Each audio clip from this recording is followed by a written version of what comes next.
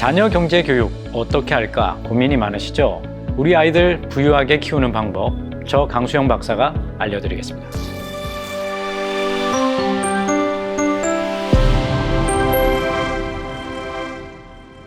네, 오늘은 그 자녀 경제 교육 10계명 중에서 첫 계명에 대한 이야기를 말씀드리겠습니다. 1계명은 10계명 중에서도 가장 중요하다는 의미가 되는데요. 바로 이 첫 번째 계명은 실패를 대하는 바람직한 태도를 가르쳐라 입니다. 사람은 누구나 실패를 경험하죠. 어쩌면 우리는 태어나자마자 실패를 먼저 경험하는지도 모르겠습니다. 실패를 통해서 영감을 얻는 것이 더 중요한데요. 그 영감은 새로운 도전을 하게 만들어줄 동기가 되어줄 것입니다. 결국 실패는 또다시 배움이 되는 것이죠. 승자에게는 실패가 힘이 되어주지만 패자에게 실패는 좌절로 종결됩니다. 1000번을 넘어지고 나서야 일어설 수 있는 아기들처럼 수도 없이 중심을 잃어보고서야 균형을 배우는 자전거처럼 실패는 실패로 끝나지 않는다는 것을, 그리고 결국은 성공으로 이어진다는 믿음이 중요한 것입니다. 실패 철학으로 유명한 토머스 에디슨은 나는 10,000번 실패한 것이 아니라 10,000번에 성공하지 않은 방법을 발견했을 뿐이다 라고 말했습니다. 그리고 여러분이 잘 아시는 마크 저커버그는 2017년 하버드대 졸업식에서 본인의 페이스북 성공에 대해서 처음부터 성공한 것이 아니었던 경험을 말하면서 가장 위대한 성공은 실패할 수 있는 자유에서 나온다고 했습니다. 재정적 문제를 대함에 있어서도 동일합니다.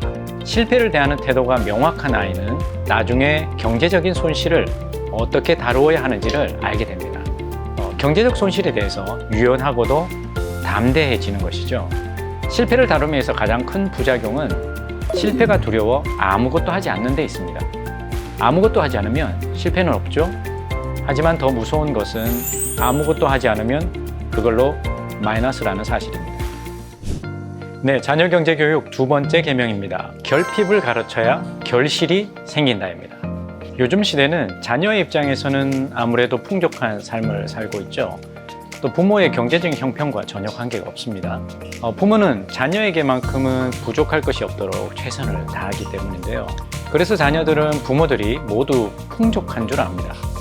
어떤 통계에 따르면 자녀를 대상으로 한 설문조사에서 자녀의 입장에서 생각할 때 그들의 부모가 실제 벌어들이는 소득보다 더 많이 벌고 있는 것으로 인식하고 있다고 했습니다. 자녀는 가정경제의 형편을 알지 못한 채 자녀의 요구에 부모가 긍정적인 대답을 내놓지 않으면 금세 서운해하고 심지어 화를 내는 등 오해가 쌓입니다. 왜 부모님은 나에게 사줄 수 있으면서도 안 사주는 걸까? 그래서 일정 부분에서는 세부적이지는 않더라도 대략적인 범위에서 자녀와 가계 경제의 큰 수입과 지출 구조를 공유하는 것도 필요합니다. 자녀에게 무엇보다 결핍을 가르쳐야 합니다. 결핍을 모르고 자라는 세대이지만 결핍을 가르쳐야만 자원의 소중함을 알아 감사라는 것을 일상화할 수 있습니다. 사막에 사는 사람이 비가 오는 것을 가장 많이 감사히 여기겠죠. 인디언 출신인 미국의 식물 생태학자인 로빈 월 키머러는 인간과 자연의 호혜성을 강조하면서 돈이 주인 노릇하는 세상에 대한 가장 강력한 저항은 자족하는 마음과 감사라고 했습니다. 우리 아이들이 감사하는 자족의 마음을 가지게 하기 위해서는 자녀에게 결핍을 경험하게 해야 합니다. 네, 자녀 경제교육 3계명, 자산과 부채의 개념을 가르치라. 살아가면서 자산과 부채는 생길 수 있지만 자산이 부채보다 많아야 한다는 것이 기본입니다. 자산은 경제적 가치가 있는 재화를 말하죠. 그리고 부채는 내 것이 아닌 남의 것, 빚이라 할 수 있습니다. 자산은 가질수록 수입이 늘어나고 부채는 가질수록 지출이 늘어납니다. 이 자산과 부채의 개념을 통해 내 것과 남의 것을 구분하게 되고 늘어나는 돈과 줄어드는 돈의 흐름을 알 수 있게 됩니다. 남의 것을 빌려 쓰는 것을 신중하게 여기면 내 것을 늘리는데 도움을 주게 됩니다. 필요한 것을 사는 방법에는 크게 두 가지 방법이 있습니다. 첫 번째는 돈을 벌어서 저축을 해서 사는 방법이 있고, 두 번째는 돈을 빌려서 사는 방법이 있습니다. 첫 번째는 꾸준히 자산을 늘려가는 방법이고, 두 번째는 부채를 꾸준히 늘려가는 방법입니다. 특히 두 번째는 금융기관으로부터 대출을 받거나 신용카드 할부로 물건을 구매하게 하는 것이죠. 여기서 중요한 것은 대출이나 신용카드 할부는 이자가 따른다는 사실입니다. 결국 이자를 함께 부담해야 하기 때문에 현금으로 구매하는 것보다 비싼 값을 치르고 사는 것입니다. 부채 상황에서는 결국 비싸게 물건을 구매하게 만들고 그 부채는 점점 많아질 수밖에 없다는 것이죠. 자녀에게 부채를 가르치면서 반드시 이자율을 함께 가르쳐야 하는 이유입니다. 추가적으로 자산을 교육할 때 꼭 가르쳐야 할 중요한 자산은 바로 시간임을 꼭 명심시켜야 합니다. 시간을 버리고 돈을 얻는 것보다 돈을 버리고 시간을 얻는 것이 훨씬 더 가치롭다는 것을 함께 가르쳐 주는 것도 중요합니다. 자, 우리 자녀들을 대상으로 경제교육에 대한 네 번째 계명입니다. 바로 주체적인 소비자가 되도록 가르치라 입니다. 우리 아이들은 소비 중에서 비합리적인 소비 행태들이 있는데 그 중에서 가장 문제라고 여겨지는 것이 바로 동조 소비입니다. 여러분들이 기억하시는 2014년의 허니버터칩 그리고 2022년의 포켓몬빵 오픈런 현상 기억하실 겁니다. 띠부띠부실 당근마켓에 거래되는 것들 많이 있었죠. 이런 것들을 이제 밴드웨건 효과라고 얘기합니다. 특히 우리 아이들은 또래와의 유대감을 느끼거나 소외되지 않기 위해서 동조의 욕구가 더욱 뚜렷해집니다.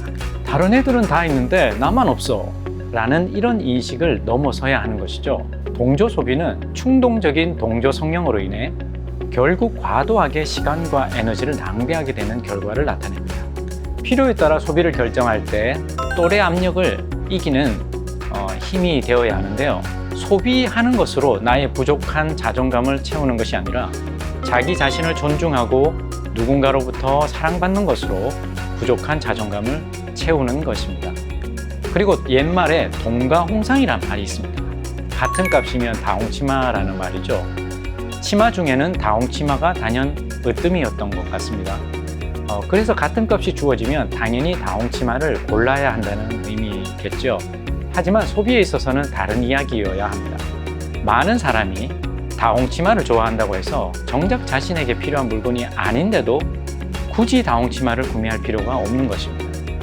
특히 또래 압력이 강하고 동조 소비가 익숙한 우리의 자녀들에게는 그럼에도 불구하고 친구들은 다홍치마를 선택해도 나는 청색 치마를 선택할 수 있는 주체성이 필요합니다. 그래서 동가 청상이 되겠습니다. 또한 훗날 자산을 가지고 투자를 할 때도 대중을 따라가지 않는 버팀목이 되어줍니다. 이는 자산을 모으기 힘든 원인을 하나 해결하는 것이기도 하죠. 네, 바로 5계명입니다. 5계명은 재정적으로 겸손한 사람이 되게 하라 입니다. 보통 겸손한 사람이란 잘난 체하지 않고 자기를 낮추는 사람을 말하죠. 여기에서 말하는 재정적 의미의 겸손한 사람은 자기의 분수를 아는 사람을 말합니다. 분수란 사전적 의미로 사물을 분별하는 지혜, 자기 신분에 맞는 한도, 사람으로서 일정하게 이룰 수 있는 한계로 정의하고 있습니다. 한마디로 지켜야 할 선을 넘지 않는 지혜를 의미하는데요. 재정적으로 겸손한 사람은 바로 자기가 가진 만큼 행동하는 것입니다. 과하지도 않고 인색하지도 않도록 균형감 있게 가르치는데요. 예를 들면 아빠의 월급이 300만 원인데 200만 원 과외비 지출로 가계빚이 늘어난다면 겸손한 재정관리라고 보기는 어려운 것과 같습니다.